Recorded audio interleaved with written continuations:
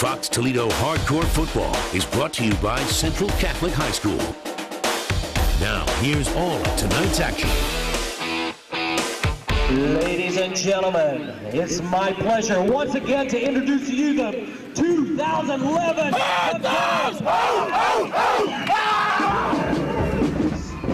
Oh yeah, things getting intense. 2 more weeks of high school football. That's it. That's that. Welcome to an extremely important edition of Hardcore Football. Playoffs are the name of the game, but it's also time for big-time rivalries towards the end of the year. And for more on that, here's Mike Thompson with our Jim White Honda Game of the Week. Mikey?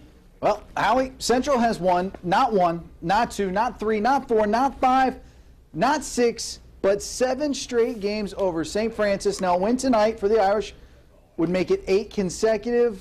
And by looking at the Irish Knight Trophy, I think that would tie for the most in this storied rivalry.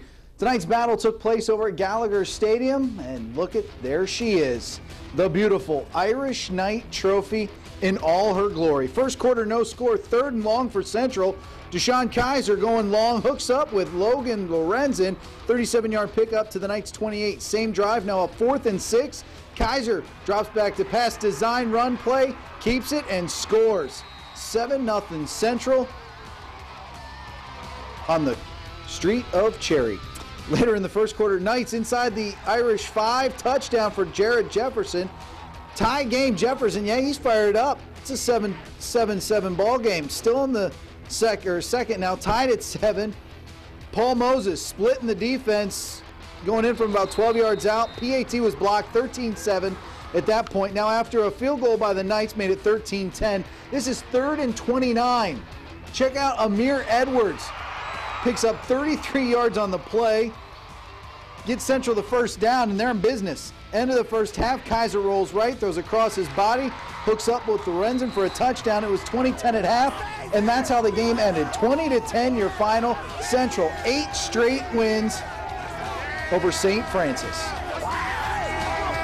The last 8 years have been putting in our work, and we're just so proud of how we've been playing. It feels good. Just hoping we get it back next year. Feels good for the seniors this year. Yeah, it feels great. It's not only the Irish Knight rivalry. It's the fact that we're going to the playoffs, and that was our main goal at the beginning of the season. And now we get to play for a league championship. Tonight, this one means the most, because this can definitely take any year and make it a great year winning this game. The playoffs is good too, because you can't win a state title unless you make the playoffs. All right, so the Jim White Honda Game of the Week goes to Central Catholic, a 20-10 winner. Later in the show, I will be back and I will give you guys a little bit of an idea as to, is your team in the playoffs?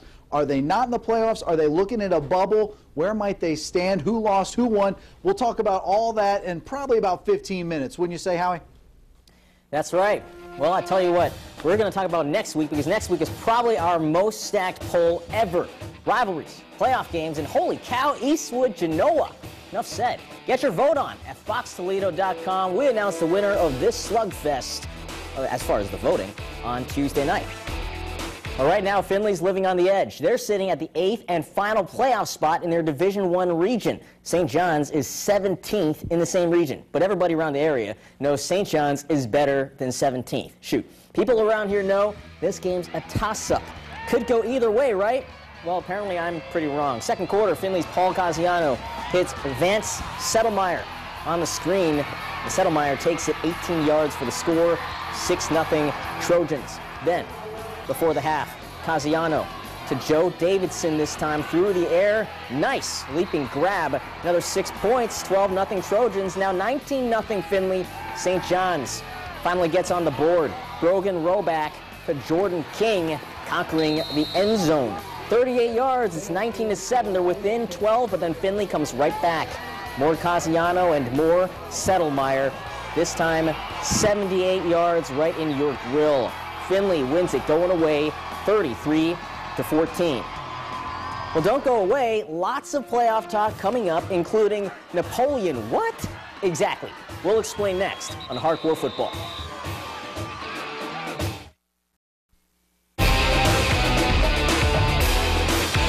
Now back to Fox Toledo Hardcore Football. 3 and 5 teams aren't supposed to be playoff contenders, but here's the deal. Napoleon's opponents pretty much all play one division higher, meaning wins mean more and losses hurt less. Right now they're 11th, but some of the teams above them don't have the same benefit as far as having bigger schools to play. Got to give some credit to Napoleon too, for playing well with these big boys. Coming off a big win last week over Perrysburg. Tonight, facing Northview in third play from scrimmage, Skylar Anderson stays on his feet, and then he'll use those feet and accelerate 53 yards, 7-0. And afterwards, as his reward, gets a big hug. Gotta love that. Second quarter, Napoleon threatening again. Bryant Schlade, some tough running. About 20 yards to midfield for the first down. So they're threatening on this drive, except the drive gets halted by Austin Schwierking. Nice tumbling interception, getting the job done. It was only 10-0 at the half for Napoleon, but they pull away in the second half to win 38-zip. Huge win for the playoff hopes. And the team that lost to Napoleon last week, Perrysburg, they need to win to stay alive. Lots of work to do. Pick it up in the first quarter. Mark Dellis, 43 yards, rumbling, tumbling. Yes, big fella. 6-0 Yellow Jackets. Later, first quarter, it's Derek Schrader on the halfback pass, finds Michael Sears. Woo! Nice grab. That was awesome. 46 yards to the 1-yard line, and Schrader, he would do the rest after that. TD for BG, and they go up by a point, 7-6. Perrysburg would take control though. Steve Slocum, he would take it in from 6 yards away, and Perrysburg would take control too. They win the game 49-7 to keep their playoff hopes alive. More NLL. Maumee sitting ninth on the outside looking in. A win over Anthony Wayne would be huge. This one, we're in overtime. First possession, Anthony Wayne's anthem delay the touchdown. Then Maumee responding. Brandon Phoenix ties it up at 43. Jake Schneider, the quarterback, picked off by Josh Schwerer. Huge play. And then on the very next play after that, it's Aaron Dulay. For the win, Anthony Wayne. Huge for them in double overtime, 49-43. Well, by all accounts, Ottawa Hills has had a tremendous year. Their record shows that they're 6-2. But to prove that they're legit, the Green Bears have to go through the team that's done it year after year in the TAC, and that would be Northwood. If OH gets past the Rangers, that would be proving something. Both teams in the top 8 in the regions. And this was a 14-9 game at the half for Northwood. It was close, but then the third quarter, Rangers broke it open. Dustin Fullilove, 17 yards, 21-9. 3 minutes later, Nick Russell. After the fake handoff, he keeps it very real on the ground. The quarterback keeper, 48 yards, 28-9. 2 minutes after that, Russell to the air, Evan Perkins. Now the ball gets knocked out here. Originally ruled a touchback, goes out of the end zone, but it gets overruled. So it's a touchdown, 35-9. Northwood shutting it down in the second half and getting the job done, 49-9. Big game out east. Two 7-1 teams. Tiffin Columbians, say hello to my little friend. That would be Sandusky. Columbians 8th in the region. They need to win. And for them, Jack Jacoby, it was his show. He scored on a 1-yard run, 7-0. Next possession, more Jacoby. This time, busting it up the right side, 38 yards. That would set up this. Again, Jacoby make it 14-0. But he wasn't perfect on this night. Jacoby taking it to the air, and he gets picked off by Van Williams. Ball returned to the Tiffin Columbian 2-yard line. Next play, Lucas Pongiali takes care of business. That made it 14-7, and Tiffin Columbian edged by a single point. 35-34, big loss. And speaking of big games, we've got plenty of those still left to cipher through. Two teams, a combined 1 loss. That's what's on the line. That's what's up next on Hardcore Football.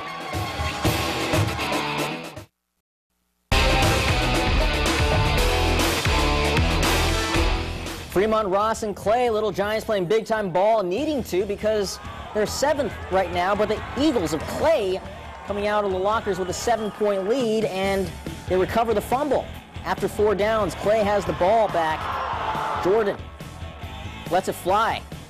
Ryan Laberty could have been a touchdown catch. Lets it slip out. Fourth quarter, Clay again trying for 6. Jordan keeping the ball. It's up for 35 yards. They go for the lead. They get 3 points, make it 17-7. Clay had a huge win tonight. Fremont Ross is a good team, and the Eagles beating them 17-14 to possibly crush their playoff hopes. Well, forget the playoffs for a second, forget the divisions. Check the win-loss record for tonight's Liberty Benton-Lipsick game. The Eagles are perfect at 8-0. The Vikings of Lipsick aren't far behind at 7-1. But it's Liberty Benton in the more precarious position, battling for home field. Lipsick's second in their region, so they're okay there. And you could tell in this game, second quarter, Lipsick up 7-0. Zach Kuhlman, Eric Schrader, 36 yards for the score, 13-0 Vikings. Check this fan out. Football costume, early Halloween. He needs to wear that to go trick-or-treating because I like it. Late in the half, LB driving. Mitch Linhart picked off by Austin Brown. Third quarter, LB punting. Devin Mangus picks up the ball. Huge return. He's going to get all the way down to the 14-yard line. 5 plays after that, Trevor Schrader for Lipsick, pounding his way in. Final score of this one, Lipsick actually with the win, 27-0.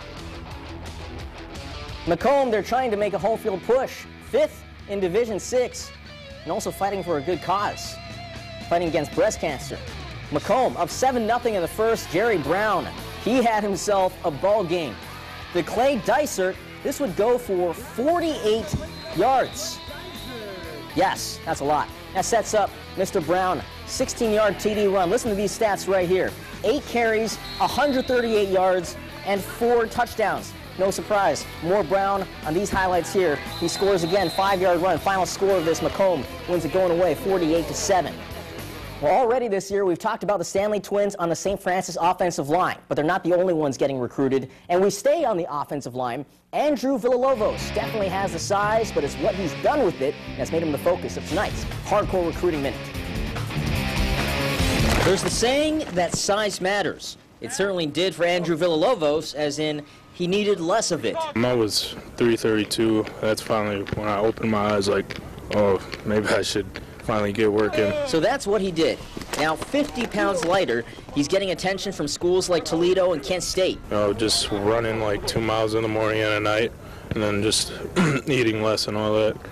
And it's gotten to me where I am now. Just the conditioning, the speed factor, and being able to play 4 quarters at his weight now that he's at. I don't get as tired as fast. That's the main thing, and just be able to go both ways and all that. This year he's in such better shape. He's able to move. He's got very good feet. He's a basketball player, so I think, you know, schools are going to notice some of the film that he has. He's been one of our best linemen all year long. Schools are noticing, and when the year's done, Andrew plans on focusing more attention on which school he'll shift his weight to next. And as usual, we have hardcore hits coming up, but also our playoff guru, Mike Thompson, breaks down what today meant for our local teams as far as the season after the season. That's up next in Hardcore Football.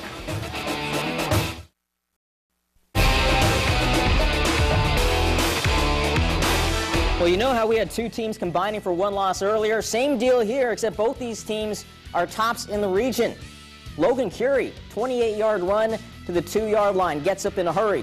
Tyler Tyree takes it from there for the diving score. Calvert just couldn't get the ball going because of plays like what you're going to see. Hopewell Loudon's Richie Fox on defense with a big sack. Hopewell Loudon getting the job done, 28-14. Now to break down what happened tonight and how it affects the playoffs, here's our playoff guru, Mike Thompson. Playoff guru, that's generous. Thanks, though, Howie. All right, let's get right to it. Let's take a look at some of the stats that we've got right here. Division I, Region 2, Southview, Whitmer, Findlay. Southview, Whitmer, they both won. Findlay, they're a winner, so their chances look good. Those on the outside, we can see Anthony Wayne. They had that big win against Maumee in double overtime, so they might have a shot at getting in. St. John's, I think their season is done. The teams ahead of Anthony Wayne did, one of them lost, so that might help. Now let's go to Division II, Region 6. In that region, Central Catholic, we heard Coach Dempsey say a win pretty much got them in the playoffs. No doubt about that one. Fremont Ross, they lost. That hurts their chances. But you've got Tiffin Columbian and Maumee. They also lost. Perrysburg did win, so they might have a shot at moving up because farther up, number 5 in that region, Olmsted Falls lost. So we're going to have to wait and see Monday when these new computer points come out what's going to happen. Let's go to Division 3, Region 10. Clyde, they won. They control their own destiny. Now, if they continue to win in Week 10, they may as well host a home game. Port Clinton, they lost, and the teams behind them won, so their chances of making the playoffs might have gone down, but you never know. And that's why they've got Week 10 as far as Bryan and Napoleon go. They both won, so they might jump in that spot that Port Clinton held. Division 4, Region 14, winners were Pemberville, Eastwood, as well as Genoa. Oak Harbor, their season might be over. Division 5, Region 18, all those teams right there we see, except for Liberty Benton won. Hopewell Loudon beat Calvert, so that's huge. Second page of Division 5, Region 18, Patrick Henry. They play tomorrow against a team down in Dayton. Hicksville, also a winner. Archbold, they won. Cary won. Tenora won. Region 6, Region 22, Division 6, Tiverton Calvert lost. Lipsick wins. Edgerton, it's a lot. Stay with us. Go to our website, foxtoledo.com. Howie's going to take care of you. Tim Anderson, our web guy, will take care of you. That's it for the Update Center. Howie, back to you, buddy. And with that, here's your Hardcore Hits. Have a good night, everybody. 10 years from now, you may not remember who the hell the Queen was, but you're going to remember this game. You're going to remember every play of it, what the score was, how you did, how it felt, everything else. That's what you're going to remember.